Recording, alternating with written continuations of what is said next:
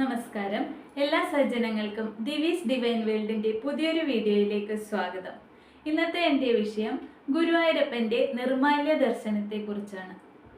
എത്ര ഭക്തജനങ്ങളാണല്ലേ ഗുരുവായൂരപ്പന്റെ നിർമാല്യ ദർശനം ഒരു നോക്ക് കാണുവാനായി കൊതിക്കുന്നത്.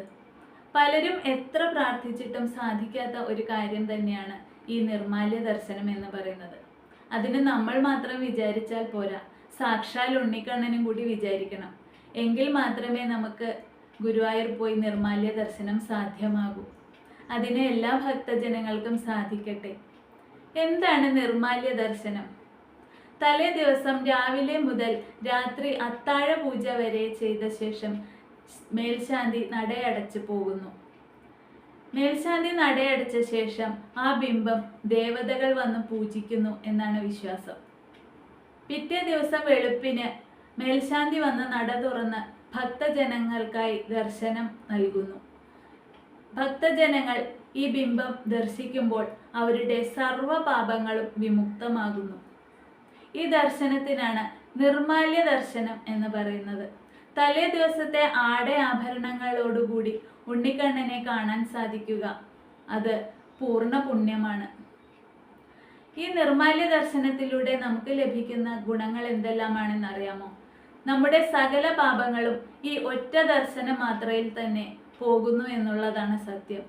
കൂടാതെ വിവാഹ തടസ്സമുള്ളവർക്ക് അത് മാറിക്കിട്ടുന്നു, ജോലിയിൽ തടസ്സങ്ങളുള്ളവർക്ക് അത് മാറിക്കിട്ടുന്നു, രോഗശാന്തി ലഭിക്കുന്നു. ഇതുപോലെയുള്ള എല്ലാ തടസ്സങ്ങളും മാറി നമ്മുടെ ജീവിതത്തിന് ഒരു മുന്നേറ്റം ഉണ്ടാകുന്നു എന്നതാണ് വാസ്തവം. അപ്പോൾ ഇതുവരെ നിർമാല്യ ദർശനം സാധിക്കാത്തവർ തീർച്ചയായും ഒരു പ്രാവശ്യമെങ്കിലും ഗുരുവായൂർ പോയി നിർമാല്യ ദർശനം നടത്തേണ്ടതാണ്. നിർമാല്യ ദർശനം 41 ദിവസം തുടർച്ചയായി ചെയ്യുകയാണെങ്കിൽ ജീവിതത്തിലെ എല്ലാവിധ തടസ്സങ്ങളും മാറിക്കിട്ടുന്നതാണ്. ഗുരുവായൂർ മാത്രമല്ല, പല പ്രമുഖ ക്ഷേത്രങ്ങളിലും നിർമാല്യ ദർശനം നടത്തുന്നുണ്ട്. ചോറ്റാനിക്കര തുടങ്ങിയ ക്ഷേത്രങ്ങളിലെല്ലാം നിർമാല്യ ദർശനം സാധ്യമാകുന്നതാണ്. നമ്മൾ ഒരു പ്രാവശ്യമെങ്കിലും ജീവിതത്തിൽ പോയിരിക്കേണ്ട ക്ഷേത്രമാണ് ഗുരുവായൂർ ക്ഷേത്രം.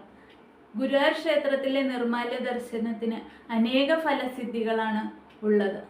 അപ്പോൾ നിർമാല്യ ദർശനം എന്താണെന്ന് എല്ലാ ഭക്തജനങ്ങൾക്കും മനസ്സിലായി കാണുമല്ലോ അല്ലേ?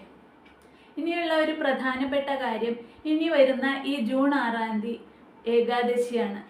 ഈ ഏകാദശി നിർജ്ജല ഏകാദശി എന്നാണ് അറിയപ്പെടുന്നത്. ജൂൺ 6-ാം തീയതിയും 7-ാം തീയതിയും ഏകാദശി തിഥിയുണ്ട്. ഇസ്കോൺ പോലെയുള്ള സംഘടനകൾ ജൂൺ 7-ാം തീയതിയാണ് ഏകാദശിയായി ആചരിക്കുന്നത്. അതുകൊണ്ട് നമ്മുടെ സൗകര്യാർത്ഥം നമുക്ക് ഇഷ്ടമുള്ള ദിവസം ഏകാദശി വെള്ളിയാഴ്ചയോ ശനിയാഴ്ചയോ ജൂൺ 6-ാം തീയതിയോ 7-ാം തീയതിയോ ഏതെങ്കിലും ഒരു ദിവസം ഏകാദശിയായി തിരഞ്ഞെടുക്കാവുന്നതാണ്. തലേ ദിവസം ഒരിക്കൽ ഭക്ഷണം കഴിച്ച ശേഷം പിറ്റേ ദിവസം പൂർണ്ണ ഉപവാസമാണ് ചെയ്യേണ്ടത്.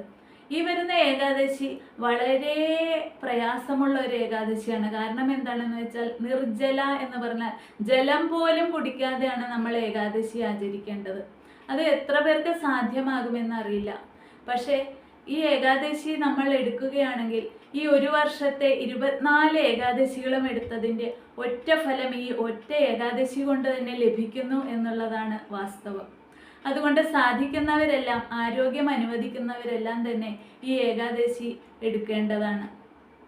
പിറ്റേ ദിവസം ദ്വാദശിക്ക് സാധാരണ പോലെ തന്നെ പാരണവീടി വ്രതം അവസാനിപ്പിക്കാവുന്നതാണ്. എല്ലാ സജ്ജനങ്ങൾക്കും ഇത് വ്യക്തമായിട്ടുണ്ടാകുമെന്ന് മനസ്സിലാവുന്നു. നെറ്റിയിൽ ഗോപി കുറിയുണ്ടോ, ചുറ്റിയ മഞ്ഞ തുകിലുണ്ടോ,